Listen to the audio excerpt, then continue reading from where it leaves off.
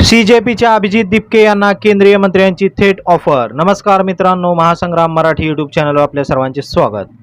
दिल्लीतील जंतर मंतरवर विद्यार्थी आंदोलनामुळे चर्चेत आलेले महाराष्ट्रातील संभाजीनगर येथील अभिजित दिपके यांना थेट आता केंद्रीय सामाजिक न्याय राज्यमंत्री रामदास आठवले यांनी आरपीआय मध्ये येण्याची ऑफर दिलेली आहे। पहा नेमकं काय म्हणत केंद्रीय सामाजिक न्याय मंत्री रामदास आठवले। काय करायचं, पण अभिजित दिपके हा अरविंद केजरीवाल यांच्या टीम मधला तो स्टुडंट आहे म्हणजे त्यांच्या टीम मध्ये अनेक दिवस राहिलेला आहे।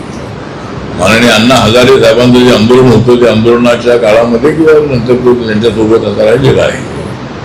ठीक आहे, तो कुठेही राहिला असला तरी आपलं मत असं आहे की आता अभिजित दिपकेने रिपब्लिकन पक्षात आलं पाहिजे। रिपब्लिकन पक्ष बाबासाहेबांचा खरा पक्ष आहे।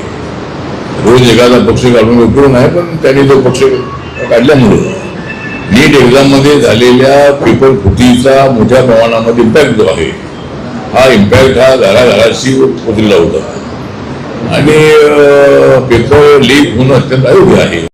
सीजेपीने केलेल्या आंदोलनामुळे देशभर त्याची चर्चा झाली आणि लोकांचा वाढता पाठिंबा मिळत असल्याने केंद्रीय मंत्री धर्मेंद्र प्रधान यांना राजीनामा द्यावा लागला। यामुळे चर्चेत आलेल्या अभिजित दिपके यांना थेट आरपीआय मध्ये येण्याची ऑफर आता केंद्रीय सामाजिक न्याय राज्यमंत्री रामदास आठवले यांनी दिलेली आहे। याबद्दल अभिजित दिपके आता काय निर्णय घेतात हे पाहणे महत्त्वाचे ठरणार आहे।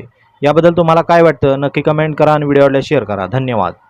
आपण जर हा व्हिडिओ यूट्यूबवर पाहत असाल तर आमच्या चॅनलला सबस्क्राईब करा आणि फेसबुकवर पाहत असाल तर चॅनलच्या पेजला फॉलो करायला विसरू नका।